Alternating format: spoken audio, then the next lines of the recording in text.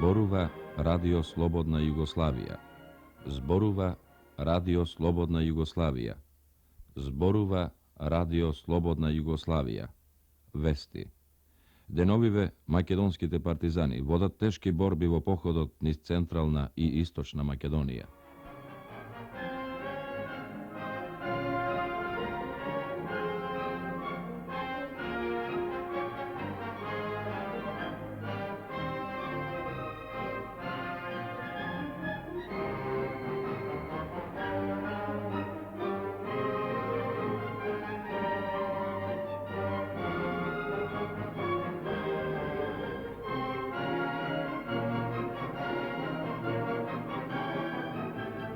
После борбите на 18. јануари, кои се воде кај Ноти и Тушин, одлучихме да се повлечат единиците и дека е созрело времето за да се пристапи кон реализирање на февруарскиот поход.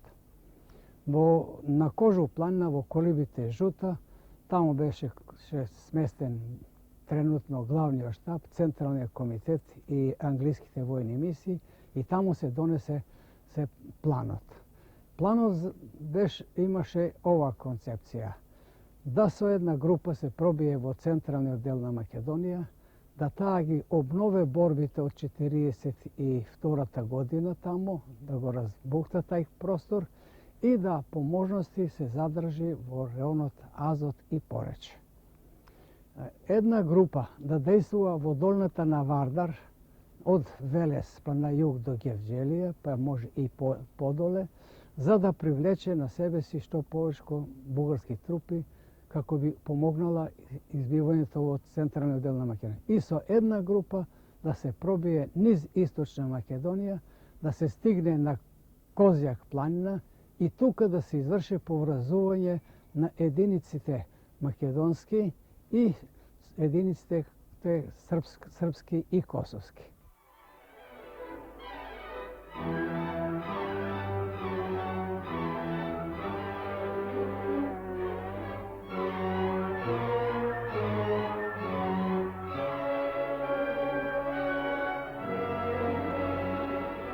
На 31. јануари бригадата тргна на марш од село Бахово, Егејска Македонија. Бахо се наоѓа во Караџова, а веднаш на незиниот пат се испречуваат горостасниот Кожув. Се качува на Кожув, ја минуваат грчко-југословенската граница и се спушти во Мариовско. Поминавме низ селото Полчиште и Бешиште, се снабдевме нешто и со храна, а потоа го минавме мостот на Црна река, Расимбегов мост, и се упативме кон селата Дрен и Вепрчани. Тука стигнавме на 2 февруари и се сместивме во овие села. Престоевме една вечер и еден ден тука, а од тука тргнавме на пат кон селото Никодин. Тука бригадата беше откриена од непријателите. Веднаш се собравме, си зедовме нешто што имавме по куќите, а нешто и остана од алиштата кои ги попаревме од вошки, и се повлековме над селото. Тоа беше негде при мракот. Се средивме таму, бугарите влегоа во село, после стигна и бугарска војска, ни тогаш не знаевме со какви сили бевме нападнати.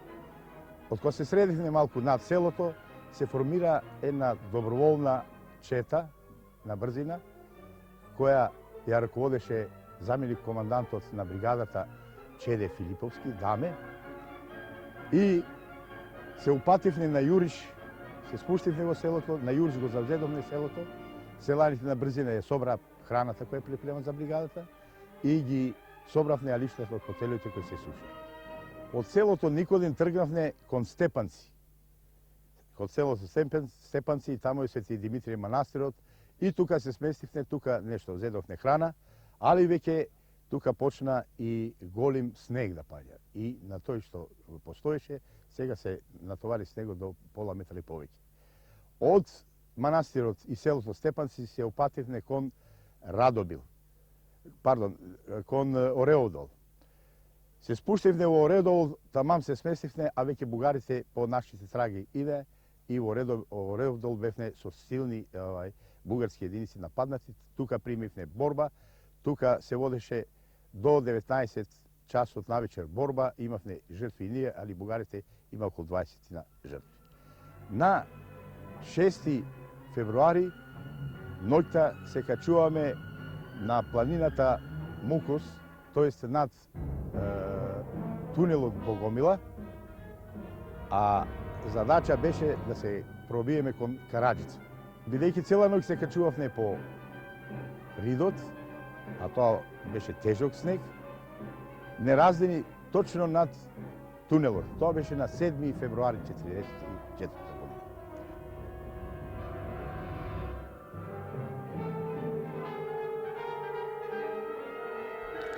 На 31. јануари 1944 година групата батальони со Михајло Апостолски, командант на главниот штаб на чело, и членот на врховниот штаб другарот Светозар Вукмановиќ Темпо и командантот на групата батальони Тихомир Милошевски тргнавме од планината Кожув во правец на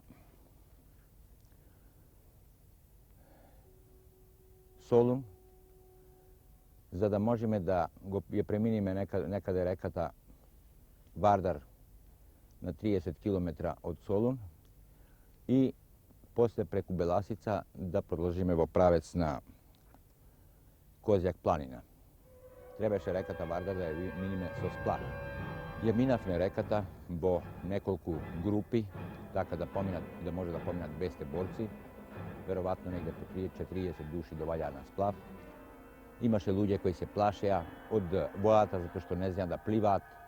После неколку дена втасавме под Беласица во селото кое беше пред нас, влеговме во селото Шугово.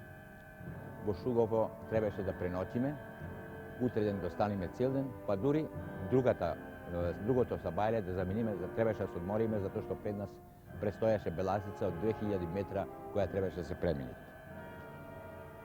Тука се одржа и митинг, влегоа германци, една група од 3-4 души со моторцикл, барајки, јајца и кокошки. Ние ги пропуштивме да не би се отскриле и на тој начин останавме, што би се рекло, илегално во селото, иако секоја куќа имаше по 5-6 борци во селото.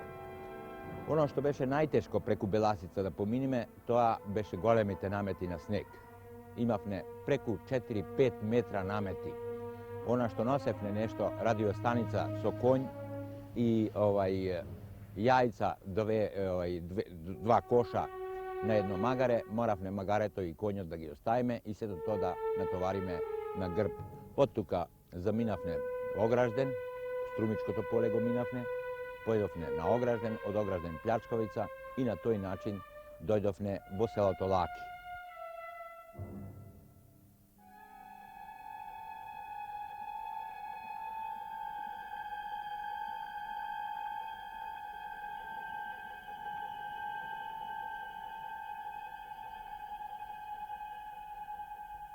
После тешките борби во Мегленско, втората бригада добива конкретни задачи за дејство на територијата на Тиквешија. Бидејќи првата бригада оде за Велешко, а групата батальони заминуваат преку Вардар, преку Плачковица за Куманово. Втората бригада на 31 требаше да замине веднаш ноќта и да стигне во Мрежичко.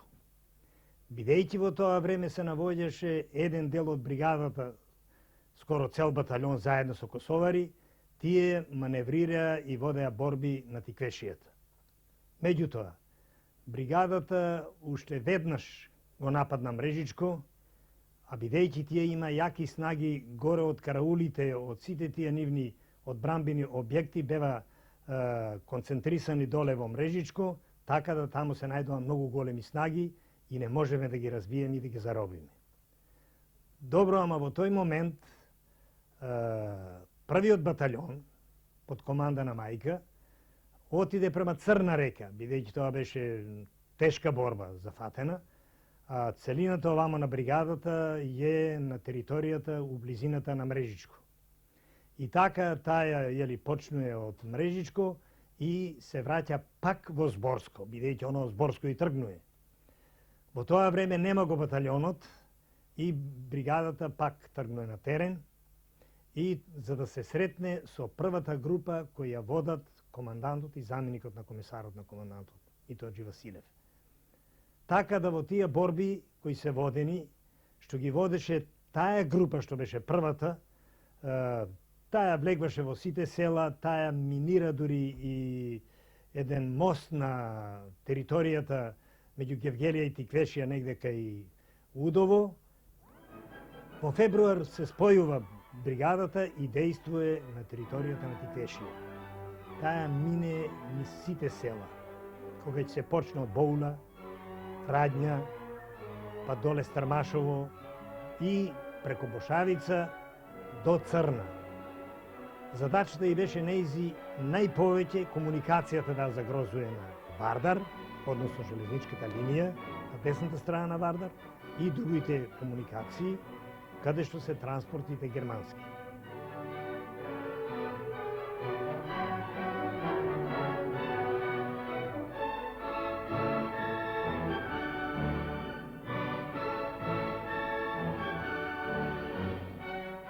На 7 февруари првата бригада стигна на Орешка чука над селото Богомила. Наврку беше опколена со големи воени и полициски сили, довлечени од бугарските гарнизони од Скопје, Велес и Прилеп. Штабот на бригадата, оценувајќи дека во таква ситуација продолжувањето на маршот кон Порече би било мошно, ризично и неизвестно, донесе одлука да се изврши пробој на обрачот, но во сосема спротивна насока од онаја што командата на бугарската војска со голема сигурност ја очекуваше. Ноќта ненадејно се спуштивме во селото Богомила и среде вџашени бугарски војници и полицајци со кратка, но жестока борба ја поминавме железничката пруга и се упативме кон селото Ореавдол. На бугарите веднаш им стана јасно дека имаме намера да се вратиме во Егејска Македонија по истиот пат по кој што дојдовме. Поради тоа, тие на тој пат ги блокира сите села. Ние моравме да се пробиваме со борба. Од многуте борби кои што првата бригада ги водеше на својот пат кон Егејска Македонија, би сакал посебно да споменам борбата кај Никодим, која што ја водевме ноќта меѓу 9 и 10 февруари.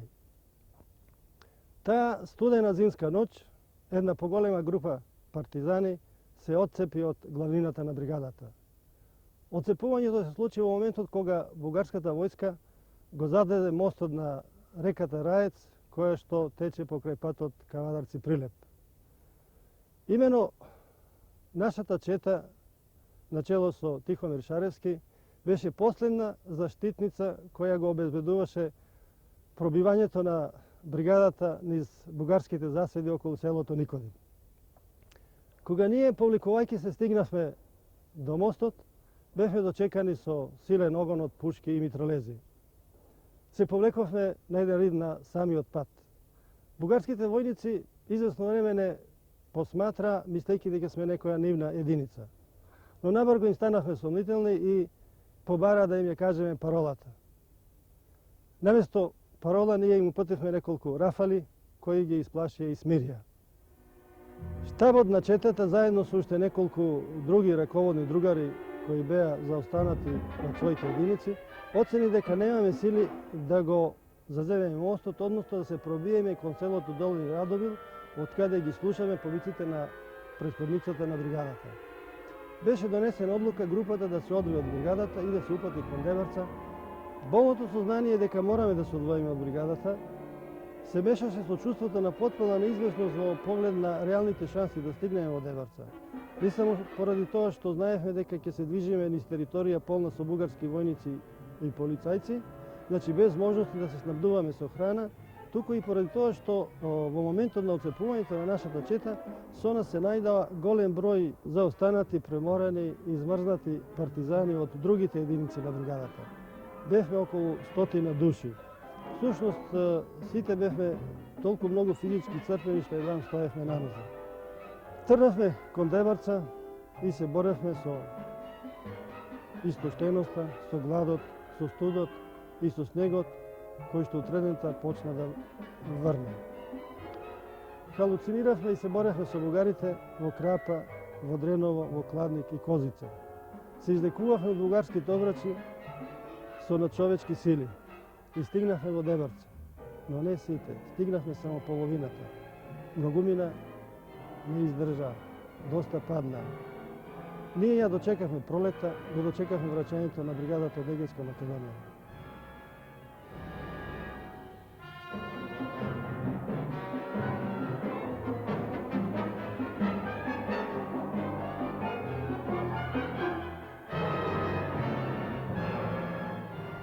Ноќта во пробивот на обрачот кој беше поставен на џадето и кај селото Никодин, по пробивањето се качуваме по една планина над селото, влеговме во Долно и Горно Радобил и над селото на планината пак се разви борба со бугарите. Всушност до тука ние веќе пробивме 3-4 обрачи. Од тука се упативме кон Црна. Ја газевме Црна и се качивме на Бешките колиби. И од тука зедовме еден водич, овчар, кој не водеше кон врвот на Кожух. На 14 февруари 1944 година првата македоно-косовска ударна бригада стигна во селото Бахово, Караџова.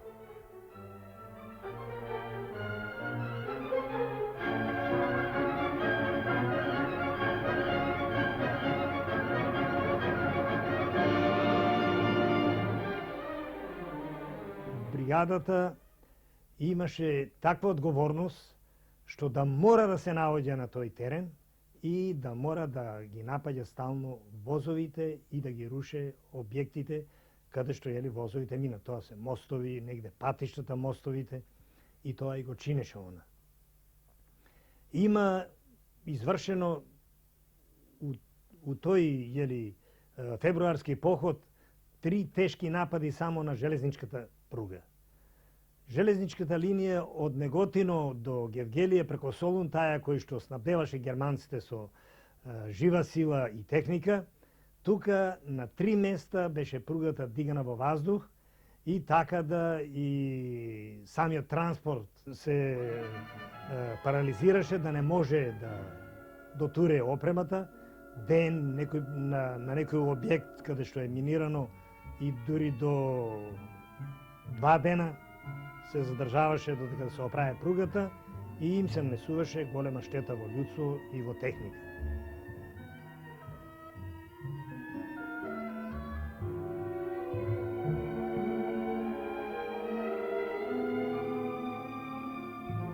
После перманентни окрашаи кои ги имахме минавајќи Огражден и планината Плячковица со поедини групи од бугарската војска и бугарската полиција кои извршува извидувања на нашата единица, ние стигнахме во селото Пекљане и се распоредихме по куќите во селото да би можеле да се исушиме, да се одмориме, да се нахраниме, пошто имахме неверојатен тежок марш од 3 дена, скоро полугладни. Но, како и биваше обично во војната, не помина ни пола час, беме известени да една голема бугарска колона се упатени кон Пекљане. Одма паѓа команда и ги зазиваме позициите околу селото Пекљане со наредба да колоната дочекаме на Пушкомет и да ја разбиеме.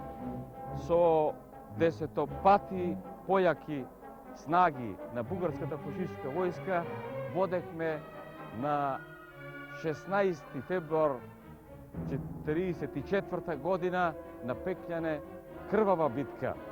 Во таа еднодневна борба се извршија узастопни јуриши и од страна на бугарските фашистички единици, а исто така и од нашите единици. Се даде задатак оште околу 4 саатот после подне, додека оште се види да нашата единица почне да отступува и се крече у правец према длабината на Плячковица, односно на Берово и Царево село, односно Делчево. На тој начин им дадохме до знање да ние ги напуштаме позициите и се враќаме назад. Уствари, ние до затемнувањето одиме на котата 1125 на местноста Гавран со задатак да у току на ноќта треба да се пробие Калиманско полје и треба да се мини реката Брегалница каде Исти Бања на 7 км од Кочане. Во муглите на 17 февруар стигнуваме пред мостот Исти Бања. Мостот беше многу лесно savladan, затоа што на мостот имаш само неколку десетини цивилна стража кој одмah го фрлија оружјето и даде информации. Заправо, на 2 сата пред да го нападниме, борните коли кои 3 дена го чувале тој мост, предпоставувајќи да сме ние повлечени према Делчево, према Берово, длабината на Плячковица, ги упутиле своите снаги на релацијата Царево село Берово. Борбите не престана, ние се префрлихме на Осоговскиот масив, исто така имахме целодневна борба со бугарските фашистички окупаторски снаги во селото Пресека. Таа борба исто така траеше од 7 саатот до 4 саатот.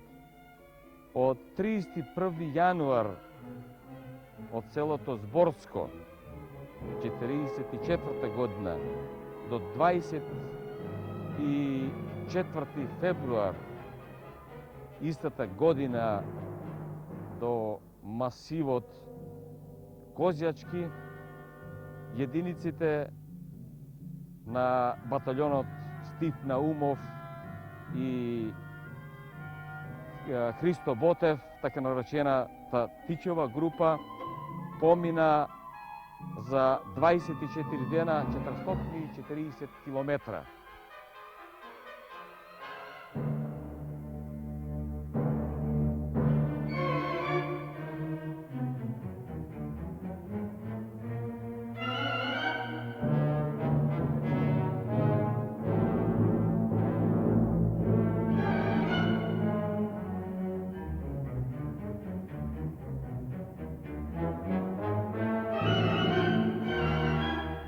Резултатите што се сега?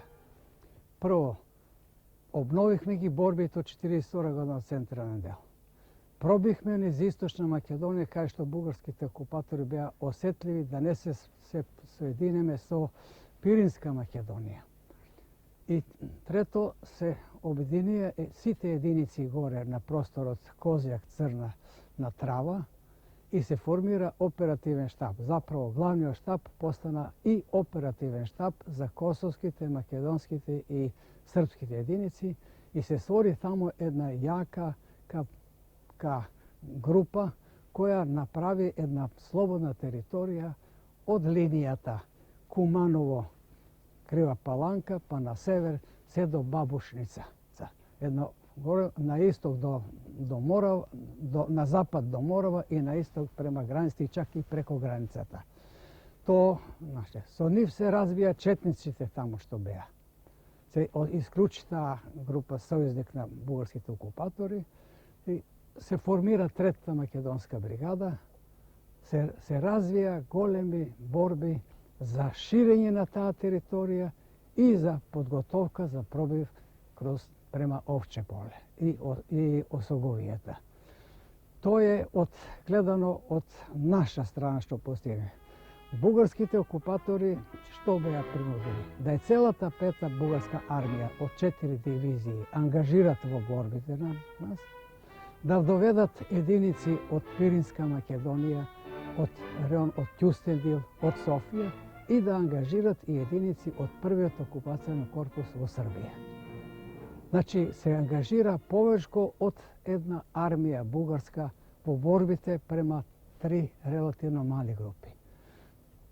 To za nas predstavuje jedna snažna ofanziva na prostor širok okolo 80 km i povećko na nekoj mjesta, a pod Glabočina okolo 150 km. Ono što беше najkarakteristično na kraju, bugarski okupator uvide deka veke ne je sposoben po sporaničniот metod da vodi borba protiv partizanite, a to беше дека главен организатор на борбата беше полицијата, а војската одеше на захтев на полицијата. Тие во април месец заседава нивната влада и донесува одлука да од тој момент главен организатор на борбата е армијата, а полицијата да помага и се повикува целиот службенички апарат и учителскиот, односно просветен кадар, да учествуваат во борбите против партизаните. Ако тие ги резултати погледнеме, ние може да бидеме задоволни, то толку повечко што во тој временски период тоа се едновремено и најјаки борби во Југославија.